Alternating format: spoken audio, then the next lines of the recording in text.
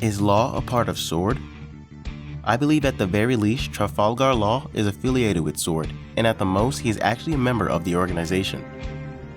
The thing that might make someone weary of Law being a possible member of SWORD is that he isn't the type that would want to be involved with the Marines. I could see why one would take that stance, considering that the world government is responsible for the death of Law's family and entire town. However, consider this: when Kobe and Drake spoke of CP0 and Wano, they seemed to be fearful of the implications. First off, the members of SWORD seem to have an inherent distrust of Cypherpole, and by extension, the world government. And secondly, even the world government's top intelligence agency isn't aware that Drake is in SWORD. So even if Law had a grudge against the world government, it may actually be to his benefit to be a part of SWORD, especially if they themselves might turn on the world government someday. Stick around all the way to the end to see my speculation on the objective of SWORD. You might wonder if it'll ruin Law's integrity as a pirate, but really, how much is he invested in piracy? He hasn't shown much of an interest in seeking treasure, exploring the seas, or dealing with the criminal underworld. Of his many appearances throughout the series, he's only mentioned wanting to be the Pirate King once or twice, and the times he did, it's only alluding to it. He hasn't outright said he wants the One Piece for himself. He does, however, have some reason to want to take down Kaido. Out of the four Yonko, he seems like the one you'd least want to plot to kill, just based off reputation. This is not only because of how powerful and almost unbeatable he seems, but also because he lives in Wano, an isolated country. Despite how unreasonable it is for Law to want to plot against Kaido, this was something he seemed to have decided before he even knew he would have an alliance with the Straw Hats. And there's absolutely no way he could have predicted he would have formed an alliance with the Minks and Samurais. Having the likes of Kinemon that actually knows how to get in and around Wano makes a drastic difference. Perhaps Law just rolled the dice when planning to go after Kaido. But Law is too smart for that. He's a pirate, so of course he would take a risk, but he wouldn't set himself and his crew up for a suicide mission. He was willing to die against Doflamingo, but that was because he was emotionally invested in getting revenge. As far as we know, he doesn't have a grudge against Kaido. He's the type to play it safe when he's cool-headed and logically thinking about his strategy. So maybe he knew he had an ally within Wano, which is why he chose Kaido. So let's talk about Drake. During the one and only time we've seen him and Law interact before the time skip, Law asked Drake, "How many people have you killed?" This either implies that Drake has a number so high that he has been on some murderous rampage, or that he has a number so low that it's unusual for a pirate. It's probably the latter, and this could be a foreshadow to Law knowing that Drake is an undercover Marine.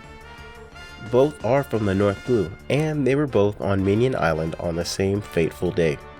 Their destinies have crossed once before, so it wouldn't be surprised if Law, as a pirate in his early days, had run-ins with Drake as a Marine.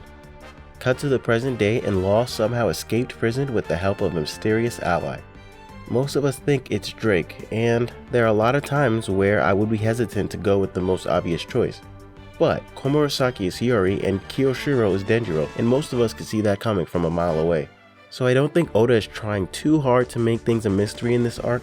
Ever since the jailbreak, Law has been acting kinda suspicious. The way Oda has been drawing him lately just seems shady to me.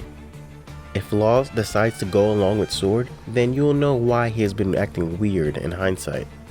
Or maybe he has always been working with SWORD. They could have helped Law become a Shichibukai. There are currently 2 known members of SWORD.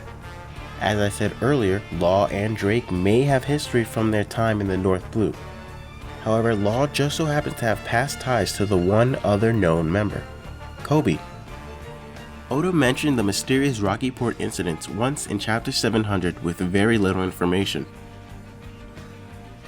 and then decided to mention it again 203 chapters later, giving no new information besides the fact that Kobe was the hero of that incident. It's almost as if the only reason that incident exists within the grand story is to mention it in order to set up a connection between Law and Kobe. From that incident, Law was able to become a warlord, and Kobe may have even been promoted from that incident, or at least just got some good rep. Neither Kobe or Drake strike me as the leader of SWORD. Sure, Drake is a captain, but in the context of the Marine, that's far from the top ranking position. Maybe he did recruit Law, but could there be a founder or higher ranking member that could also be responsible for Law's inclusion within Sword? Sengoku and Law seem to have a docile relationship in Dressrosa. Since from the time that Law was a child, Sengoku has been aware of him.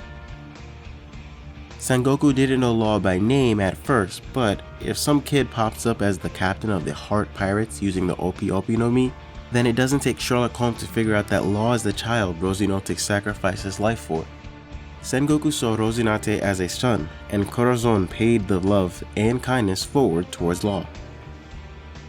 It's possible Sengoku could see Law as a grandson, and carrying on the will of Rosinante. He could have been pulling some strings to help Law out.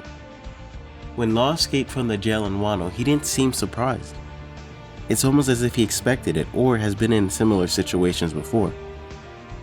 Doflamingo may have become a warlord, but Sengoku knows the true extent of Dofi's wickedness.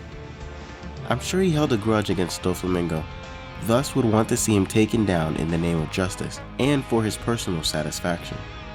Perhaps he knew Law wanted the same thing, so he's been doing what he can to help Law take down Doflamingo. The question is, how much is Law invested in Sword? I'm not very inclined to believe that Law is an undercover marine. However, that would continue the trend of Corazons being double agents. Virgo was a marine that was secretly a pirate, and Rosinante was a pirate that was secretly a marine. However, it's hard to believe that Law would become a marine given what the world government did to his family and hometown. I think if he could keep a safe distance as a pirate, he would be willing to join a sect of the Marines if they aligned with his goals and values. One thing to remember is that the Marines and the world government aren't exactly the same thing. Even Fleet Admiral Akainu poses the world government at times, which, if you remember, Sengoku ordered Akainu to be a rebel marine during the Battle of Marineford. And as many have pointed out, he has a tattoo of a sword. Possible foreshadow? Anyway, let's talk about the most important person in Law's life. Rosinante is someone that Law looks up to above all else. He named his pirate crew after him and even wore clothes in tribute to Kora. Given that the person he looked up to most is someone that is a marine, it shouldn't be too much of a stretch to think that Law would be willing to work with marines that were as good of people as Kora. Even so, Rosinante didn't have blind faith in the marines. He was willing to screw them over and steal the Opi Opi no Mi for Law's sake. So, if you question the likelihood of Law trusting Sword, just remember, Law is someone that knows despite how evil the world government can be, there are good Marines that are even willing to rebel against the world government. Law may truly be a pirate, but under the right circumstances is willing to work alongside Sword. You could think of him as Sword's personal Shichibukai. Now that concludes the theory, just talking about Law being a part of Sword.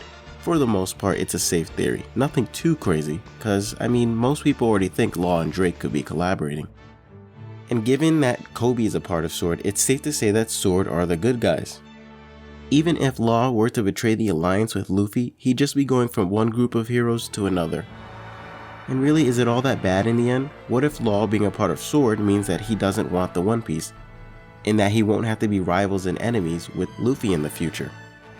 Well, actually, the exact opposite might be true. Law's inclusion in Sword and his desire for the One Piece might be connected. Check out part 2 of this theory, in which I go over what I believe is the goal of Law and Sword. In addition to that, why I believe the Revolutionary Army has a role to play in this. That's it for Food for Thought. I made it short and sweet, but if you'd like to hear me elaborate more, then stick around for the secret ending. Would like Food for Thought? Then check out the rest of my channel. Want to see some actually well thought out analysis and theories with a bunch of evidence to back them up? Well, then check out my series Deep Dive. Thanks for watching. Secret ending time. Okay, so for this, I'm going to speculate a little bit more on characters that may or may not be in Sword. So I already talked about Law, Sengoku, and Akainu. So what makes someone seem like they could be in Sword? Well, they might be doing something shady, rebellious, or just the fact that they might be a good guy, like Drake and Kobe appear to be. Kobe's definitely a good guy, come on. So let's start with Smoker. He's kind of a good guy, right? Well, I don't think he's in Sword.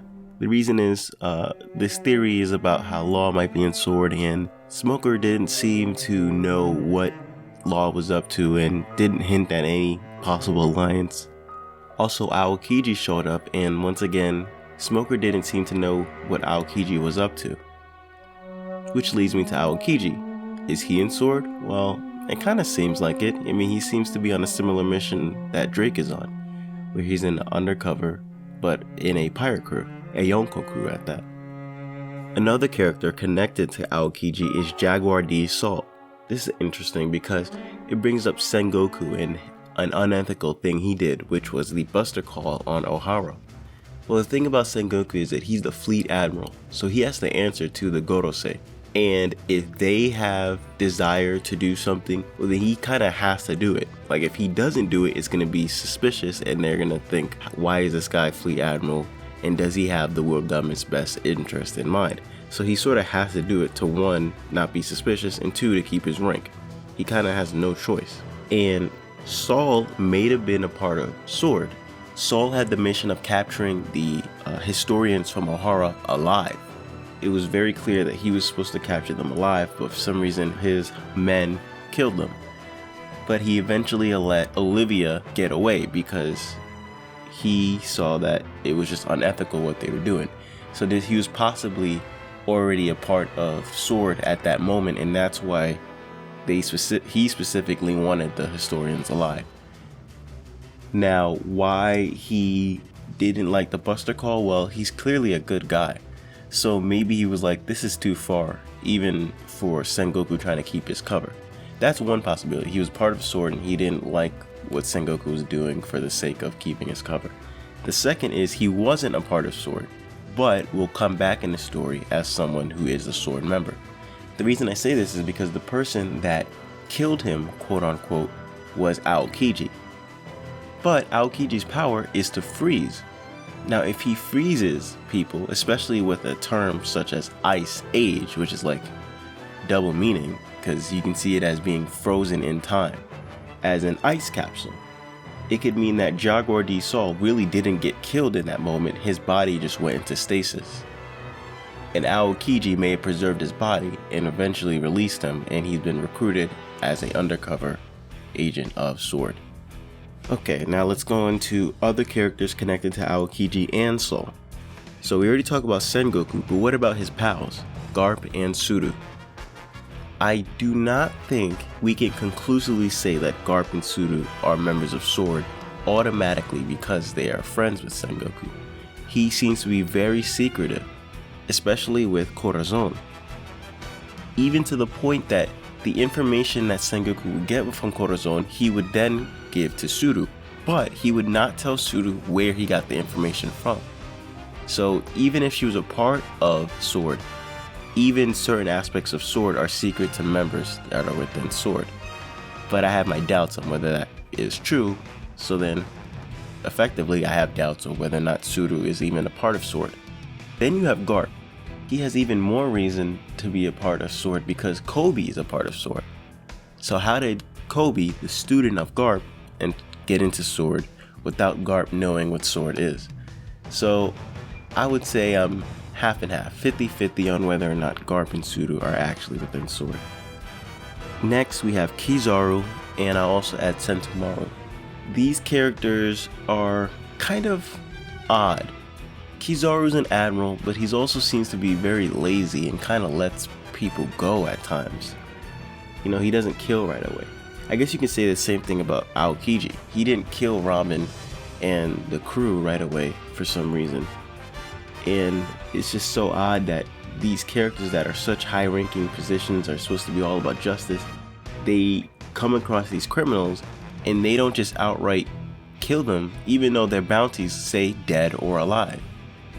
They have no obligation to not kill certain characters like Supernovas or the Straw Hats. Yet they not only don't kill them, but they don't arrest them either. It's just weird. And if you go back to Sentomaru and Kizaru versus the Straw Hats, it's so odd how Sentomaru would be warning Luffy and telling Luffy to be defensive, and it was almost like he was trying to not be as lethal. Granted, he does say he's the most defensive man in the world, right? Maybe he's not that great at offense, but it's just weird how Sentomaru was with Luffy. And Kizaru, he's just weird sometimes. Like, he shouldn't be an admiral, but he is, given how his work ethic isn't that great, but you know, he is super powerful, so I get it. Lastly, we have Fujitora. I mean, he's a good guy, but I'm just gonna cut to the chase. I don't really think he's a part of SWORD. He just seems like he's too new.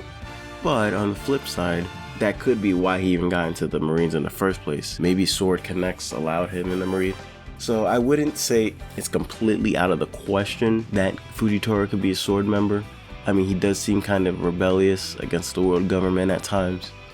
But he could have been recruited after his events in Dressrosa. I don't know.